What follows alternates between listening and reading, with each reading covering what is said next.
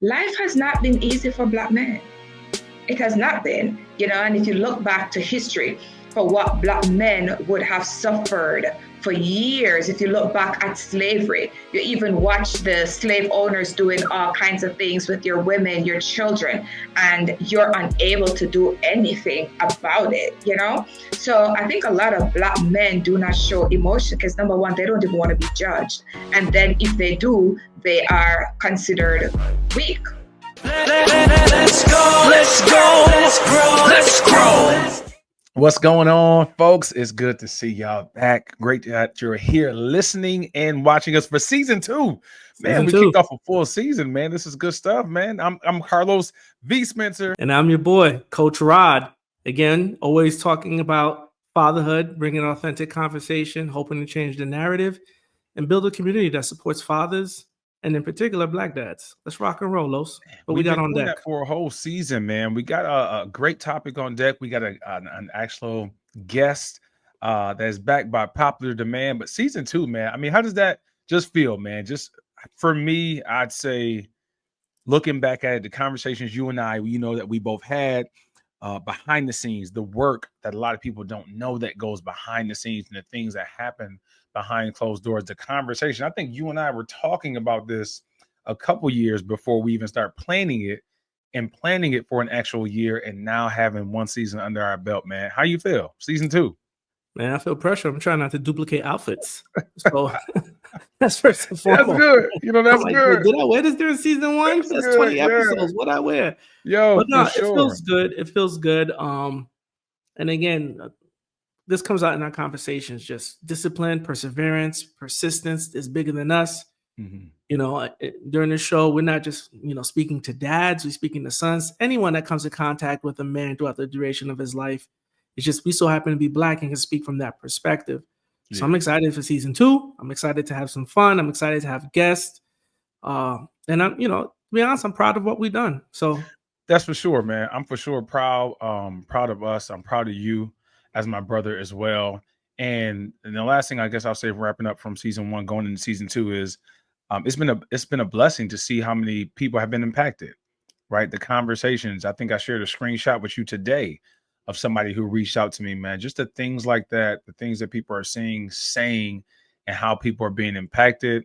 It's been a blessing. I think I knew that was going to happen, but when you see it happen, and then when you see it happen to those depths, I'm looking forward to season 2. Looking forward to season 2, man. Let's get it started, man. I want to hear from Dawn. I'm one of those people that want her back by popular demand. Let's get to Dawn. We got Dawn back by popular demand. Dawn was our first guest, right? In season 1, she was the first guest that we ever had on.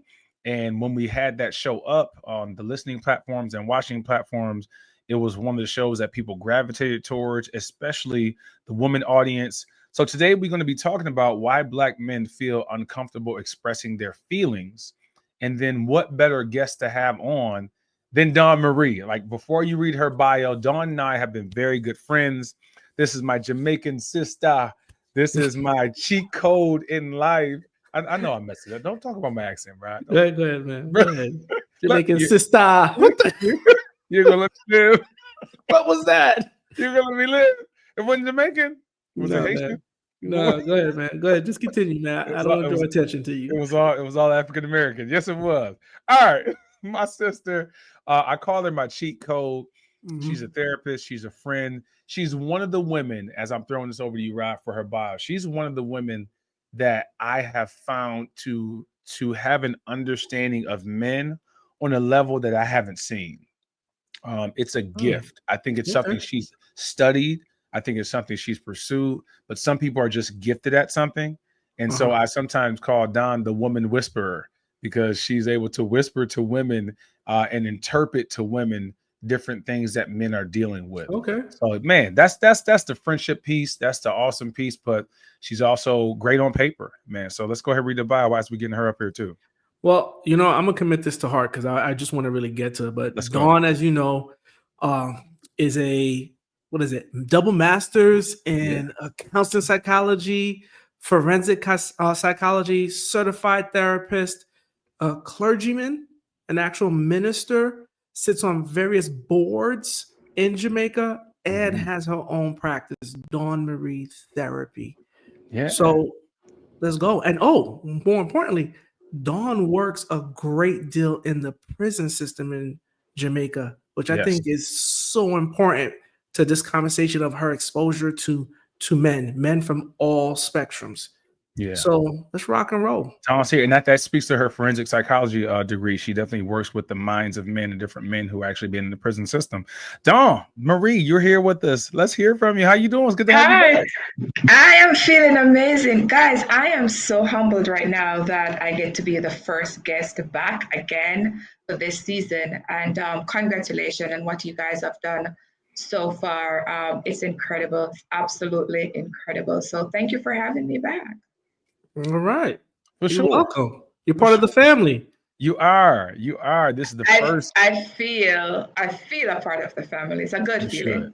You should. And you're the first, not only the first guest this time, this is the first episode. So you kicking this thing off with us. Oh, right? Wow. Let's roll. Wow. Let's roll. Yes. So overall topic, Dawn, and we're going to jump into it. Is why do Black men feel uncomfortable expressing their feelings? And I want to start off in the space of kind of a broad question. Are men emotional? Right? Are men emotional? Rod, you can tackle that as well. Dawn, you can tackle that. I won't jump into it, but I'll jump into dialogue. Do we think that men are emotional? Because some say that women are emotional, and then some would say that men are not that emotional. What do we think? Are men emotional? Well, men are more logical, but everybody have emotions. Yeah. Right? So it's just that men will act more from a logical space where women will act more from an emotional space just because of our built up. But everybody do have emotions. However, is what has society taught our men about their emotions, especially Black men? Life has not been easy for Black men. It has not been, and if you look back to history, for what Black men would have suffered for years. If you look back at slavery, you even watch the slave owners doing all kinds of things with your women, your children, and you're unable to do anything about it, So I think a lot of Black men do not show emotion because, number one, they don't even want to be judged. And then if they do, they are considered weak. What's up? We are Black Dad Unfiltered. We are here to change the narrative through authentic conversation for Black men, and particularly Black fathers. We thank you for joining us here on this episode. Please like the channel, subscribe to the channel, send a comment to the channel. Let us know the information that you like. Let us know what's speaking towards you. We'll be sure to stay in touch with you as well. Thank you. Now, what man wants to be labeled weak? Okay. I'm gonna dial it back because the educator in me, Dawn, again, certified trauma specialist, certified just amazing, right? Define emotions. So let's define emotions so we're all speaking to the same thing. So what's the definition for emotions?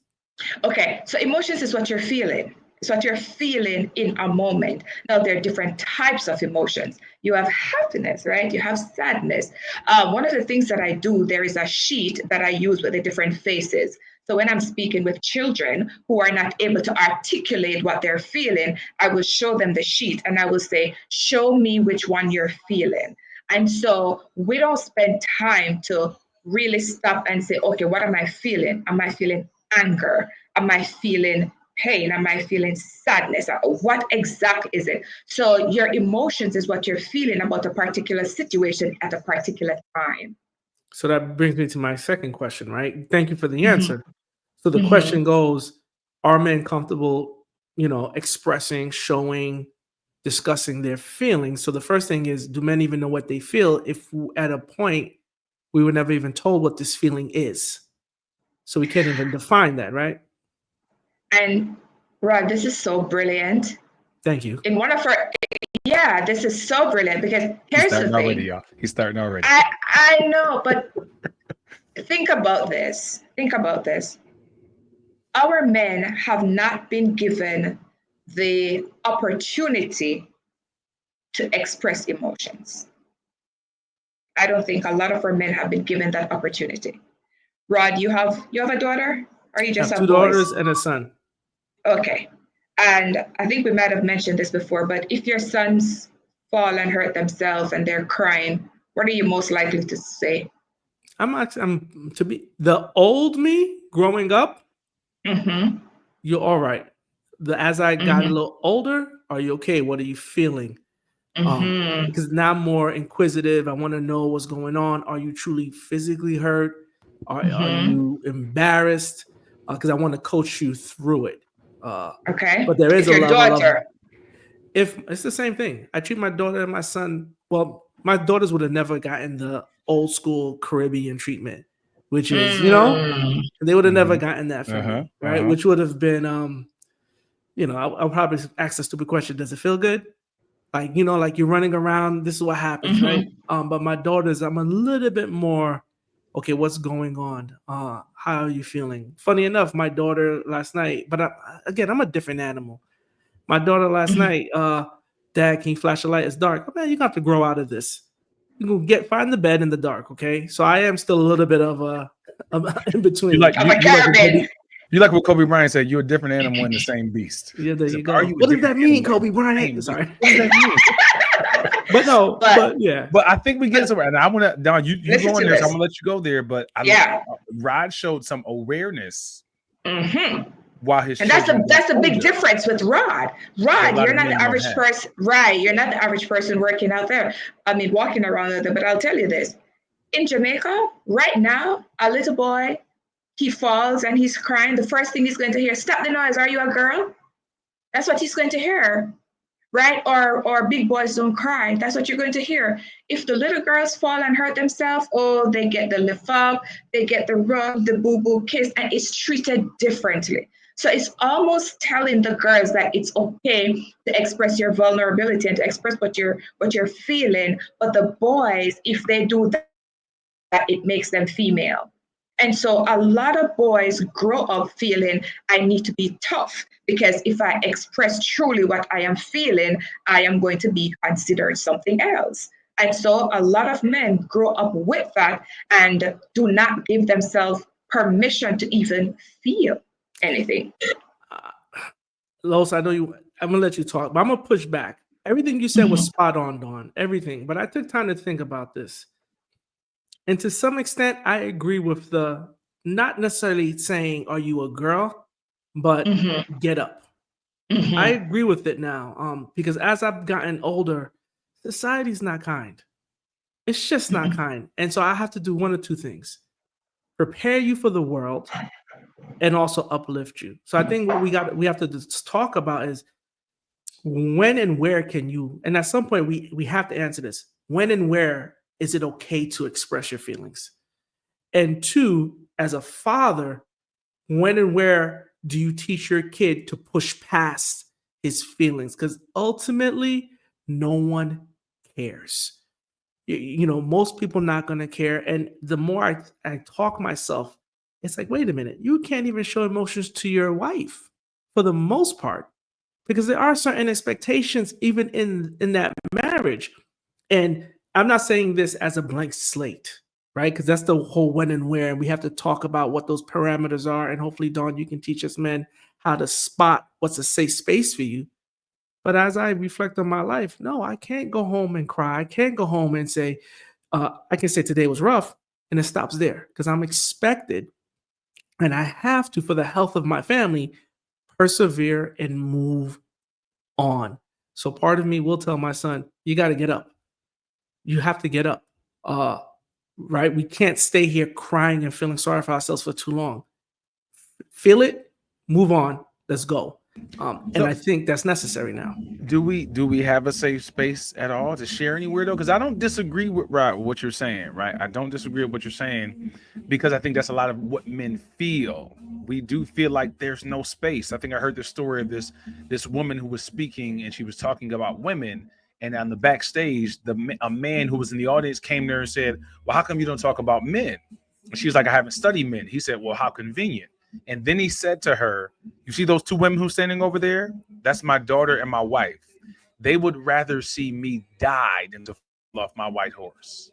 And I think that's what a lot of men feel is that we don't have a space to actually share it because what's going to happen if we do share? Are we going to appear weak if we do share? Is the family going to fall apart if we do share? It's kind of like if you're on an airplane and when you're on an airplane, as long as the stewardess is okay, you good. But if you see them start to panic, it's like, whoa, this flight ain't something ain't going well here.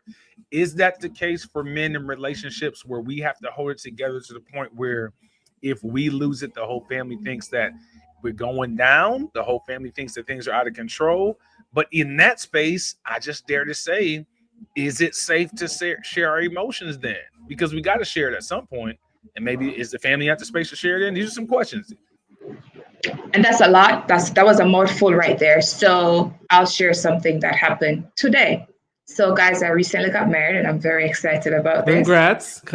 I's married now. You know the color purple. I's married now. Yeah.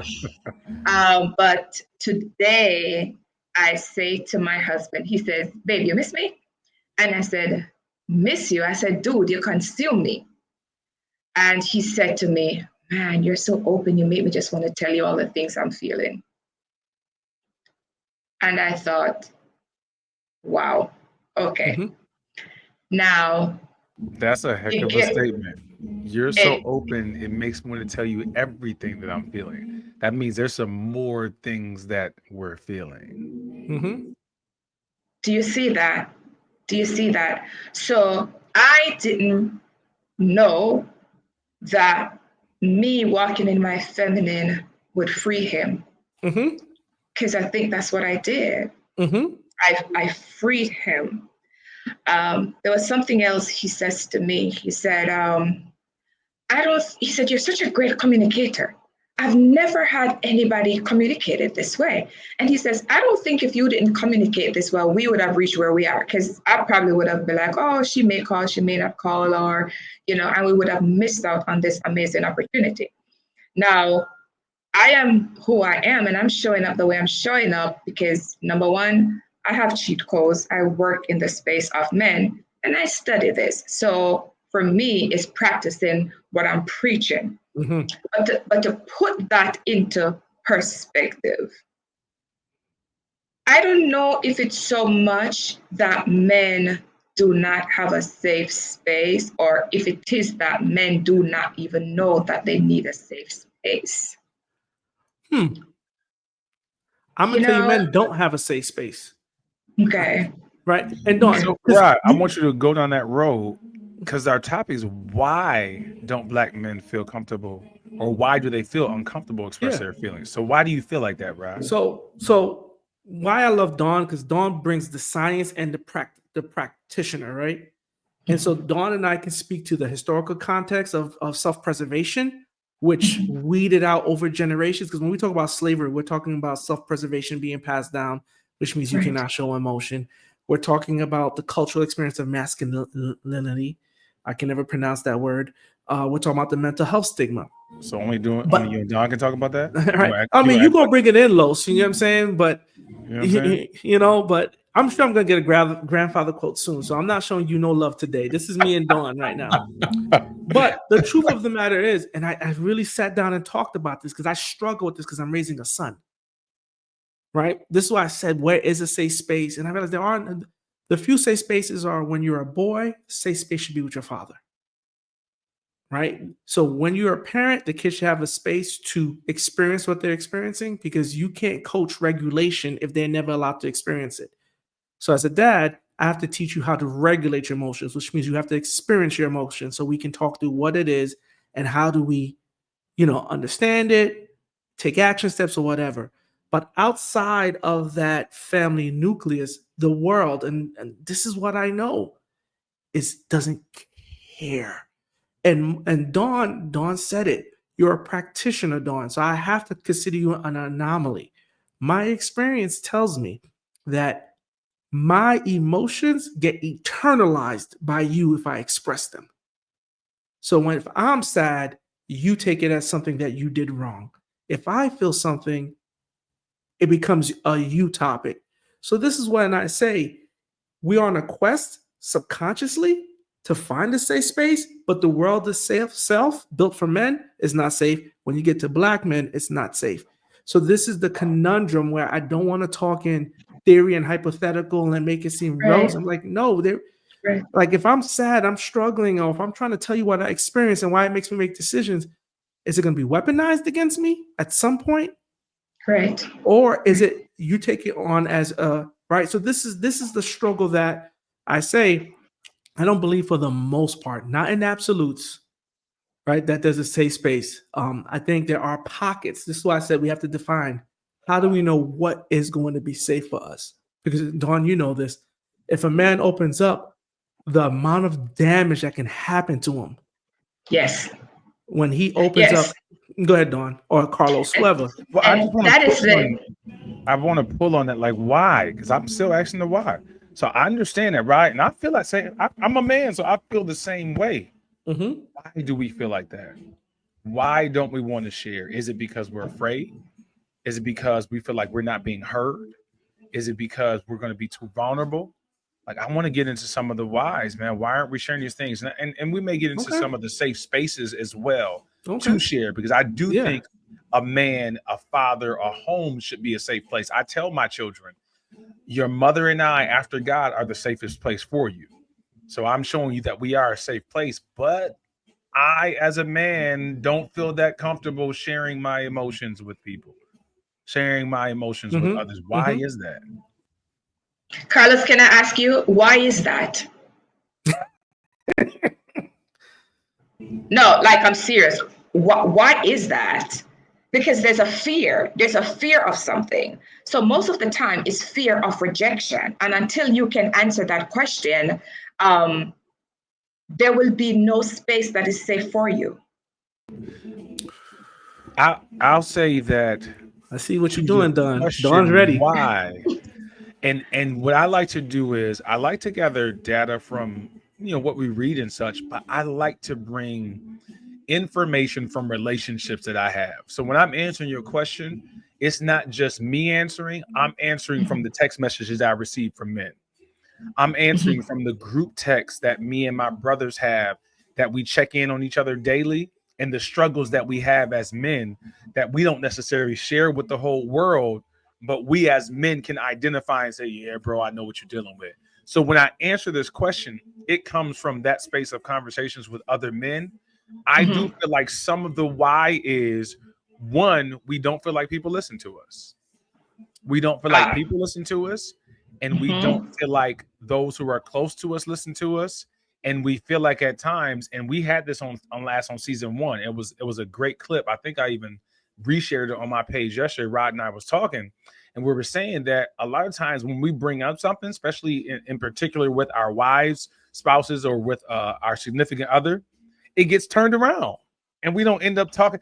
I bring up my problem, and then we end up talking about how you feel about my problem.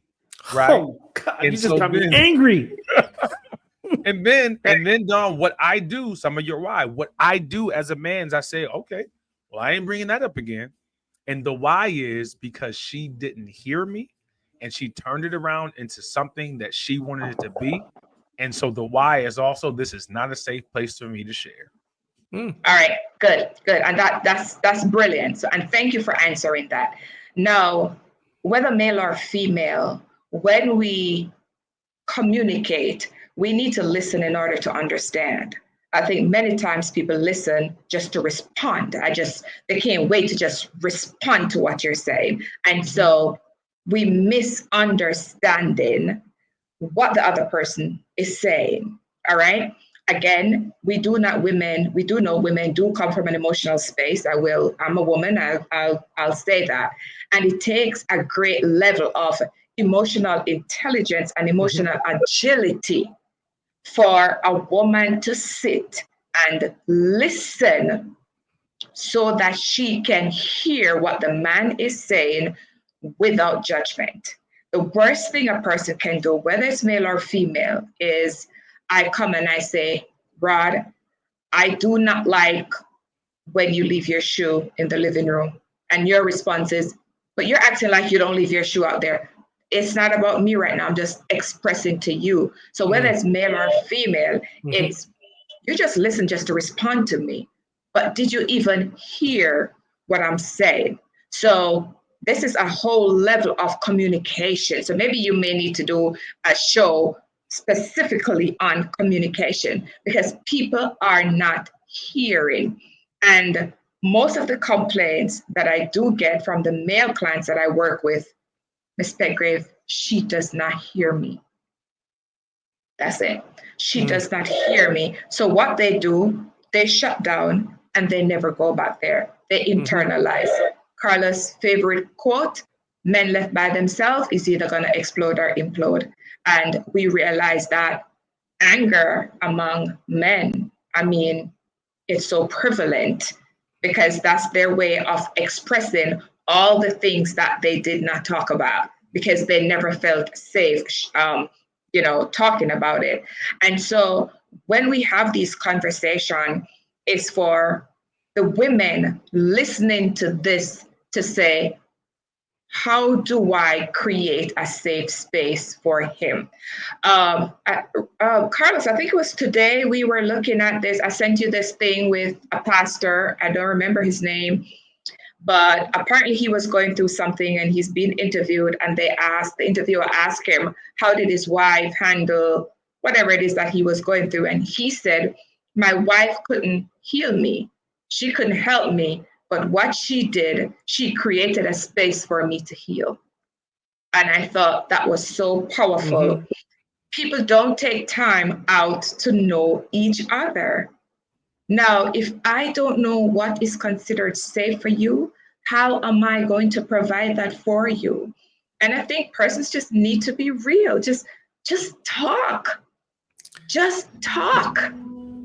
Yeah, so, that was go ahead, you got some, bro? No, that was Pastor Darius Daniels who was on that clip. I will say this, and I'm gonna pass over to you, Rod, because I think you definitely got something you want to go ahead and share with us. So when you said one thing, that they don't hear me, for me, that's interpreted that women they don't internalize. Like, I want you to internalize what I'm saying. If you're my woman, if you're my person, I'm looking to do that for you as well. So I'm not looking to be one way, right? Just one way. I want you to take in what I'm saying before you just respond. Okay. And what you just said, Dom, was that people just listen to respond. I'm gonna give this tip. This ain't the grandfather one, but I'm gonna give this tip. I'm coming, right? I know you said I was coming, so here we go. Here's a tip for women and for people. I'm gonna bless your life. Be willing to listen to the point that you're willing to forget what you have to say. Right? Be willing to listen to the point that you're willing to forget what you have to say. Because if you're holding on to something you got to say, are you really listening to what I got to say? Like, if you're just waiting to say this deep thing that as a woman, and I know we're saying woman right now because we're talking about relationship and we're talking about men sharing, but if you're willing to forget what you have to say, that means I've totally released my mind to be able to internalize what my man is saying. And I guarantee you, as a man, and Rod, you can back me up on this, if we feel like you have listened to us, you have received us, we will come back and we will bring more things to you, because now this is a safe place. I will say the same thing like Coach Rod said. It's not that we just going to share everything and just be vulnerable and just be weak because we need to be men. But I will say to myself, this is a safe place. And when I'm struggling, if I don't open up about it, it's not because my woman wasn't listening. It was because I maybe chose not to do so. And I'm not saying that choice was actually a healthy one, but I'm glad that my person is listening to me. Okay. Funny enough, I forgot what I was getting ready to say, right? So, but staying along that, because you sparked something. And if I can remember, your original question was why, right? And Dawn talked about the listening. And I think that is widely understood now. Not the impact that she expressed it, but the fact that people just don't listen anymore. And you said, listen, you equated actually listening with receiving. So the key thing is receive me and embrace me. And one of the ways you can do that is by just listening to me, right? But the why, so this is very specific to me. And I had to recognize this. As I am presently constructed, I walk this planet always on the defensive, always prepared, always, every day. And I realized those close to me, I no longer have to be this person. I don't have to be guarded. I don't have to be prepared to defend, to fight. Not physically, but metaphorically speaking, right? And the reason why I believe some men struggle showing their emotions. It is almost impossible to walk in this duality in a relationship. I can't love you and be prepared to defend myself against you. Right? So it's just easier. Wait. You got to say that again. I can't love you. Go ahead.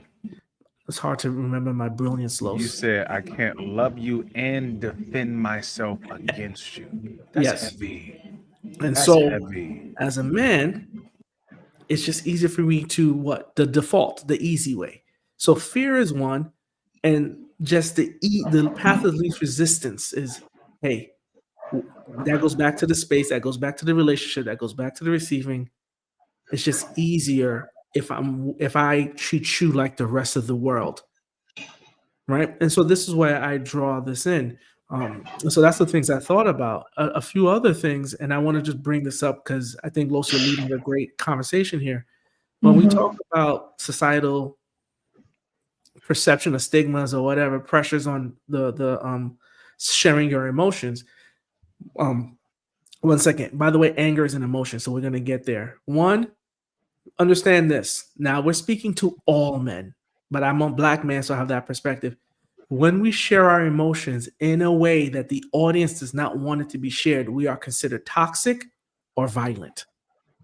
So let's never forget that. That's why I said there's not very few mediums where we can speak. Because if we share any level of passion because of the stigma of a Black man, you are not threatened. Right? So again, unless we share it in a way that you deem is a safe way to share it or the way you want it heard, regulating the man, then you have, again, you have to have some level of compartmentalization, disassociation to walk this planet every day with everything that's coming against you from a regulatory, from a societal, from a family. So that's another reason why you can't share or feel comfortable share your feelings, because sharing your feelings, I think, Dawn, you would agree, creates vulnerability. Right? So again, this goes back to I'm in this conundrum. And this is why I actually asked, when is it going to be safe? Where? So let's be clear for the audience. I have found my safe spaces. I do know as a man, I have to embrace my emotion, understand my emotion, learn how to regulate my emotion so that it's not impacting others and it doesn't cause harm to myself. But as a man, I also understand there's a place for my emotions. Because when I leave this house, I have to make it back here safe. But I said a lot. I'll throw that out there. That is a lot, Bob, but it's so perfect. If you guys remember, okay, first of all, you can't create when you're in survival mode. You just can't create. So you cannot be your very best version when you're in survival mode, and survival mode meaning you are in defense all the time. So because you're always in defense, you miss out on living the moment, seeing the moment, appreciating the moment. And if you guys remember to one of our conversations, I used the analogy of the Rottweiler, and so many men are running away from this Rottweiler that they have never taken time out just to be by themselves, just to even stop to think what they need. Because society says, whether you're okay or not, the kids still need food, the bills still need to be paid. And as a man, you want to be able to do those things. And so I will be the first woman to say, it's not easy being a man. If something is going on with me, persons are going to tell me, hey, D, you need to take some time out. You probably need to just chill for a little while. Nobody's telling that to a man, because he is still expected to lead, provide, and protect his family. I get that. I think men need to give themselves permission to know themselves, to say, what is it that I like? What is it that I don't like? Carlos and I just did a radio show talking about healthy boundaries. And it was a really, really good conversation, because there's so many men that do not have healthy boundaries. And one of those things is not setting a boundary where you need to express your emotions without judgment. Do you know what I mean? And the women, when I speak to women, I get beat up because it's almost like, why do we need to be everything for them? But, right? But fact remains that, and this was theory for me for many years, but now I'm realizing that the minute you start walking in your feminine, this man shows up as the king he is, and he will do anything for you. And unfortunately, we have women fighting for, or in defense mode. We have women in defense mode trying to defend something, not understanding that what they carry is priceless. I can imagine. What I carry is priceless, is incomparable to what you have. But here I am fighting for equality or walking in this defense. And this is why a lot of men don't feel safe with their women, because women are also fighting. I'm not going to let anybody take advantage of me. I'm not going to let anybody hurt me. I'm not going to, you understand? And when you hear their stories, it can almost be legitimized. Like, well, this is, these things happen. But whether male or female, at this stage of the world, information is everywhere. Take time out for yourself. Start understanding, what are the emotions that I'm feeling and why? Where does this come from? How do I regulate? How do I express, and to whom? And allow that to also be a part of the boundary that you set for yourself. That you are going to, if something hurts you, you are going to say, this hurts me. A lot of men, because they know women will act emotionally, do not express the things they truly want to say to their women, because they are afraid that it's going to upset them. It might trigger a quarrel, and they don't want to deal with a quarrel, so they just walk away. So the woman never knows that the man feels this way, and all these things are going on inside of him. Dawn, you mentioned something, and you know what? I don't think I've ever heard a clinical definition or a spiritual definition or any definition of walking in my femininity. What does that actually mean when a woman, what does it mean? Brilliant. I'm a girl. I feel like a girl. I have no reason to want to fight. I have no reason to defend. I can't even oh my God, it's the most beautiful thing. I look back at my wedding pictures, and which I wasn't invited to, but that's okay. I appreciate you nonetheless. Nobody was. It was an intimate wedding with only my parents as witnesses. But Rod, I saw something that hit me hard. Rod, I laughed like a little girl. There are no pictures that my face was serious. I felt so safe with this man. I remember the pastor was repeating the vows, and when my girlfriend sent me a clip, she was the videographer. When she sent me a clip, I was swinging his hand. I was swinging his hands like when you're in kindergarten with your little friends. So walking in your femininity, there's a sense of softness that comes with it. It's a sense of softness. It's a sense of openness. And I think that was the beginning for me. Understanding that I don't always have to be right. And that was very hard. I mean, being independent, being educated, being an entrepreneur, being all these things, I make the decisions for my life. And I have no interest in making any decision when it makes somebody else happy, when they get to do it. Why was I even trying to make my own decisions? And so I realized that there's a certain strength that comes from allowing yourself as a woman to allow that feminine side of you to portray. It's beautiful. And I'm learning. I'm learning as I go along. Okay.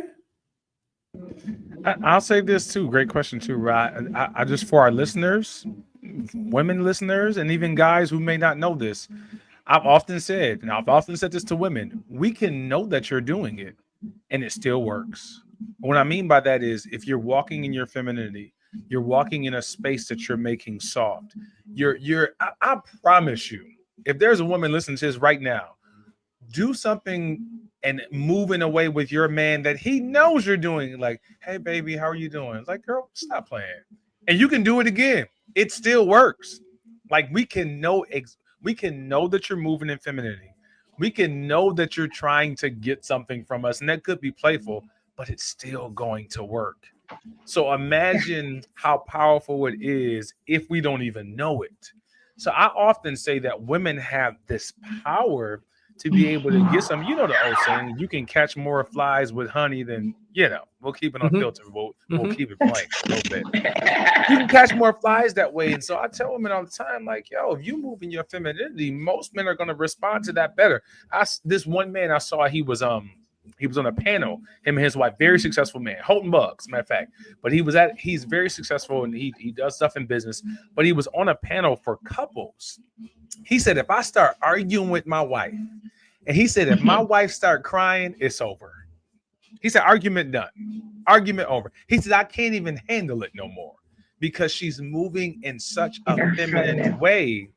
I have to dial it back. And then he said something so powerful. If I hit you, I ain't trying to miss you. He said, she can't out argue me in the space of out yell me. She can't outman me. She can't out dominance me. But what she can do is move in that femininity. And then there's nothing I can do. We're powerless. Now, of course, we have some men that we know that may be moving in an abusive nature that they may not succumb to that. But most men, most real masculine men, they're going to move with their woman in a way of, you know what? She's moving in such a feminine way. How can I keep showing up in a way that's over dominance when my wife is showing so much femininity, or my partner? That's brilliant. That is so brilliant. I'm gonna get back to you, Rod. That is so brilliant. Let me share something that happened over the holidays. So I live on a farm. You guys know this, and we don't readily have water in the pipes all the time. So sometimes I have to take water from the outside, bring it inside the house. And so my husband came, and he's like, "Wait, who lifts these buckets?" I do. I live alone. And he goes, "Oh no." And so he's like, "No, whenever we need water inside, I do it. You don't touch these buckets." Rod, I've been doing this by myself. I lift these 50-pound things like they weigh nothing. And at one point, he was still working. So he works remote. He was still working. I needed water inside. And I'm thinking, I'm not going to stop him from working to come and get. So I went and I just grabbed a bucket, and that hurt him.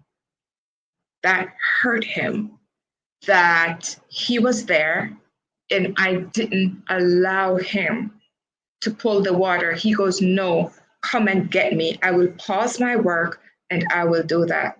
For the duration of his trip, I don't do one thing. I can't do anything. I couldn't even open a bottle. I called him for everything. And let me tell you, he was walking around like this. And I'm like, that's what it really takes? Really? That's it? Rod. I'm like, wait a minute. So all this time, as women, we're trying to be independent. We're trying to do this. We're trying to do that. And there are men out there that gladly wants to do that for you if you let them. Oh my God. It's funny. So a couple of things, because now I'm going to go on one of my famous Coach Rod rants, right? So just so you're aware. So I'm going to speak to that part. But what I always hear now is when we talk about men expressing their emotions, it always falls back to relationships.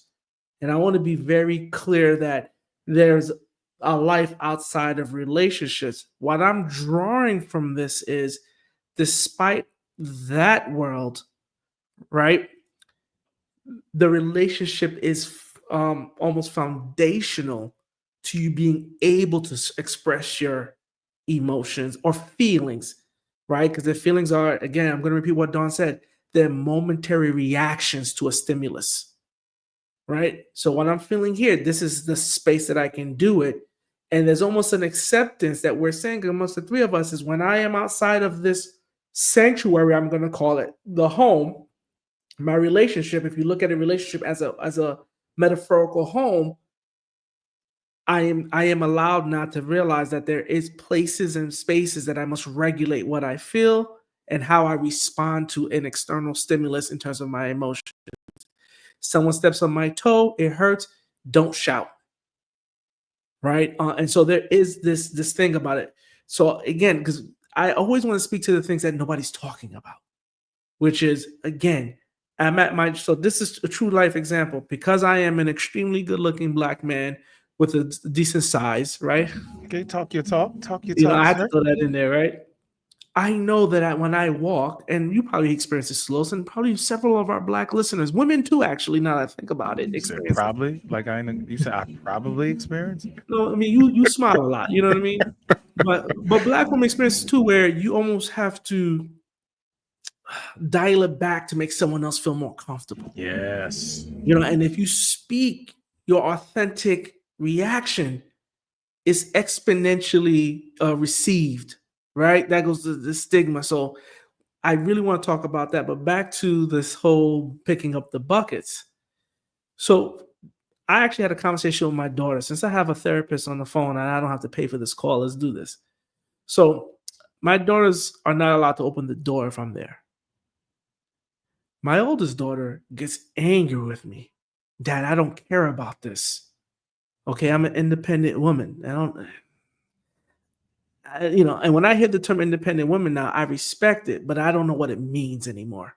I don't know what that means, but she's dad. But, I'm the father, so I don't care if you don't want me to do it. I'm going to do it. And I had a conversation where I said, the reason why I do this for you, and I used to do it for your mother, and I still do it for your mother, even though she's my ex-wife, is because you need to know that a man, despite what he feels, whatever the weather is, if it's raining, if it's snowing, whether he's happy or sad, he is bound by his integrity to get up, open that door for you. And it's a sign of what he will do for the rest of his relationship with you. When a man is comfortable, and again, people take it however you want, but when a man is with you and he's committed and he's comfortable watching you open the door for yourself, carry groceries for yourself, what else is he going to allow himself to be comfortable with you struggling through? So for me as a man, Don, just to give you my perspective on that, it's you are my safe space. So anyone who loves where they live, they take care of it. Right? So yes, I want you to be you. And as part of my thank you, as part of this is the least I can do for what you've done for me. So that's the relationship piece talk that I want to generate. But I did, again, that's Coach Rod does. It's all good. We know you're doing the Coach Rod. I know we're gonna close pretty soon. But I will say what you just said something right that was pretty powerful. If I love you, I'm going to want to take care of you. Like I'm going to want to do that things. I think that draws back to the femininity. That draws back to, and I'm not picking on your daughter, but I know you brought it up for that reason. You'll hear what I'm saying. Mm-hmm. You're gonna do it regardless because you're her father. But your daughter or your lady, once they move in the space of, baby, thank you so much for opening that door. How much more do we want to open that door? Now, I love what Coach Rod said is that Rod, by being a man alone, I'm going to do it regardless. This is what I choose to do as a man. But when the woman moves in a way where she appreciates it and she moves in such a feminine way, a man is going to come back and do it even greater.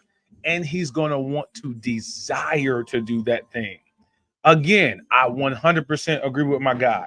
A man should do it on the mere fact that this is a man and I choose to do this. But woman, if you choose to move in a way of, baby, thank you. Baby, I appreciate you.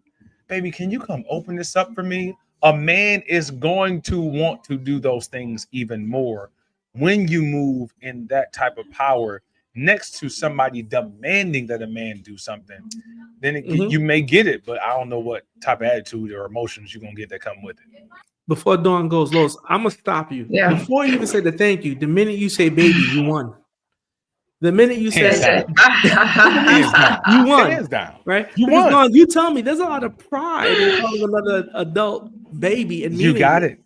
Right? And don't call me daddy. I don't mean don't, but if you do that, doing this, Lois, it's too early. Game over. You don't want to be Biggie. I like it when you call me Big Pop. You go ahead, just stop. I know, right? Seriously, though, if I could just speak to the ladies for a minute, because, I mean, y'all are my sisters. The fact is that a lot of men have done a lot of damage to women, and I think a lot of women that has become the default. I am going to do this because I'm not going to give you the chance to do this. That's fair. Unfortunately. So it could almost be justified. There was a situation a couple of years ago. I asked a friend of mine, I said, why is it that none of you guys never choose me? We went to high school together. We've been friends for 30-something years. And he says, Dawn, you are a woman that knows exactly what you want. So I said, isn't that a good thing? He says, men are always going to choose what's easier. And I said, that don't make no sense to me. That don't make no sense to me. But then he started pointing out some things, just like you said, Coach Roy. He says, Dawn, you're so independent. You do everything for yourself. There's nothing for none of us to do. There's no space. This is it. There is no space for us to be a man in your life. That's different. Dawn, that's different than you being able to, it's the space. Right? It's the space. Yep. It's the space. So there's nothing wrong with me being independent. As a matter of fact, I think every woman needs to know how to drive, and every woman needs to have her own space, and every woman, I believe in all of those things. I think it makes you show up differently, and you don't become a burden, to the man per se. But that is not the justifying factor to say, well, I got my own car, so I could open my car door. Then that man is not going to want another man. He wants a female. So I raised 2 boys, and let me tell you, even if my car is not working and I have to get in a taxi, my sons are getting out there and opening that taxi door. One time a taxi driver asked me, he goes, is he going to stand there and write off my license plate number 2? I said, he probably already memorized it. But I taught my sons that this is your role. When I come home and you hear this car, you need to stop what you're doing. Come downstairs to see if I have bags. Come downstairs to open up the door for me. Up until this day, if we go to the supermarkets, you should see my sons. Any old lady or anybody that needs help, they're grabbing those things. And so having your independence does not justify you not being feminine. It just makes femininity sexier. I think that's all your independence is supposed to do.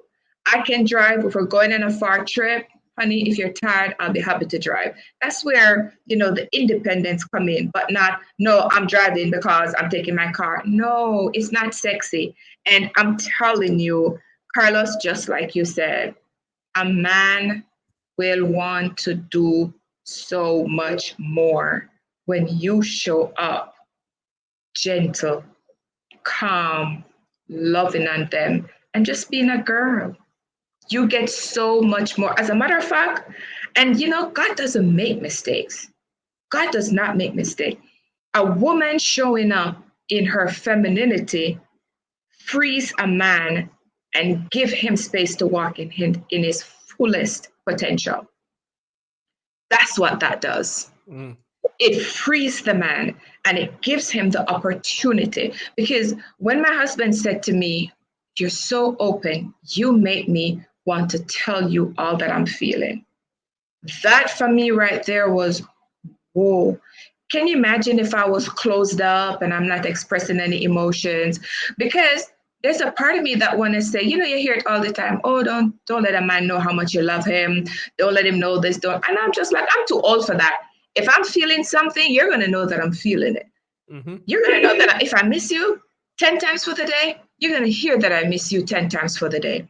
And I realized that just by doing that, I'm not saying you're supposed to fake something if you're not that person, if it's not your personality, but I'm saying if you're feeling it, if it's showing up for you, express it, share it. My husband said one more thing. He said, babe, I'm thinking of getting a part-time job. And I'm like, for what? And he goes, I don't even want you thinking twice if you have a headache. Like, you shouldn't have a headache about anything. And I started laughing because why would you say that? You know, all it boils down to, Rod, he was going back home and I cooked and freeze food. I cooked. He doesn't eat well, you know, based on the stuff that he tells me he eats. And I'm like, okay, I went to the store. I got some plastic Tupperwares that could go into the freezer. And I cooked several dishes and I froze them, wrapped them up, put them in his suitcase.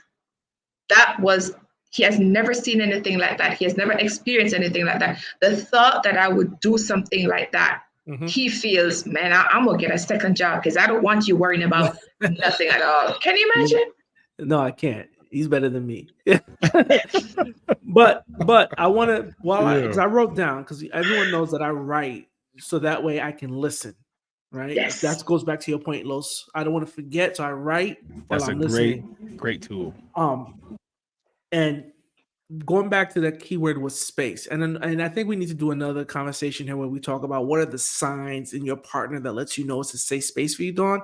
So we got to bring you back to continue that conversation. Right. But you mentioned the word space, and I started writing my notes, and I said, okay, based on what I'm hearing over the last 40, 50 minutes of this conversation, when I hear the word space, I'm hearing space creates an environment for reception.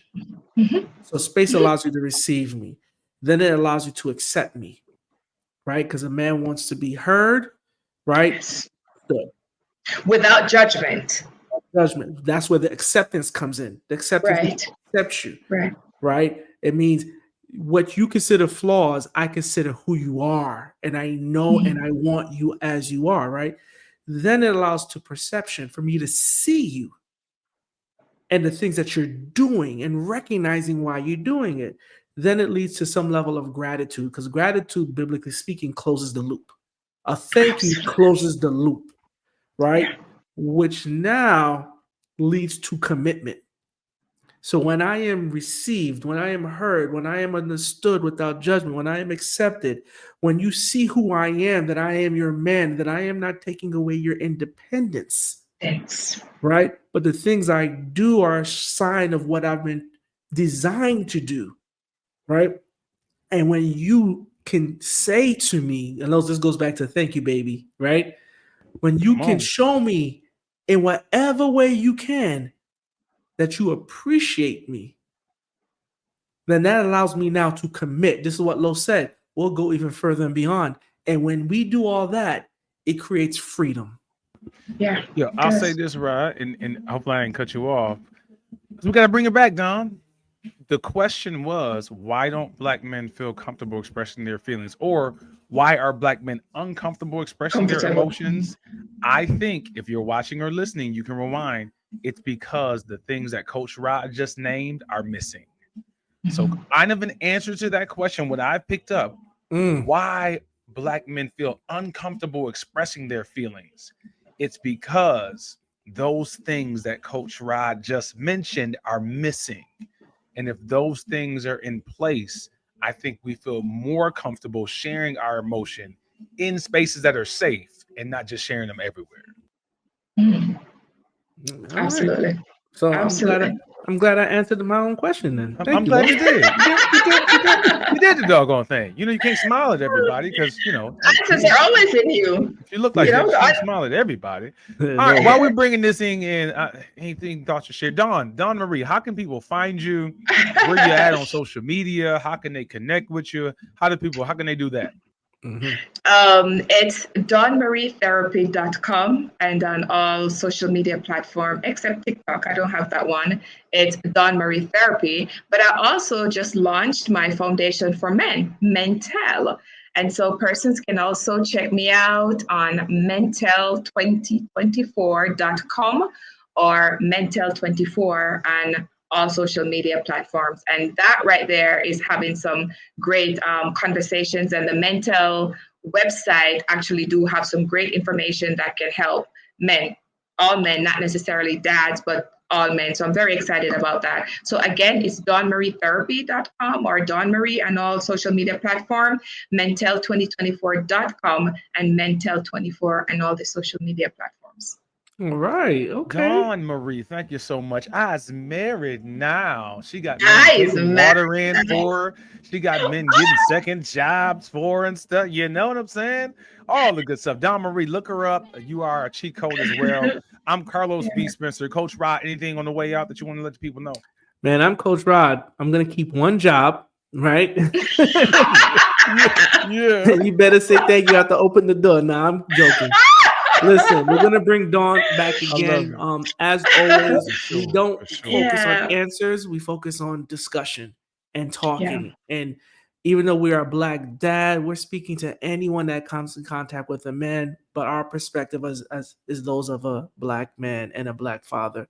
With that being said, let's go. Let's grow. Let's go get it. Y'all be blessed. Bye, guys. Bye. Let's go, let's go, let's grow.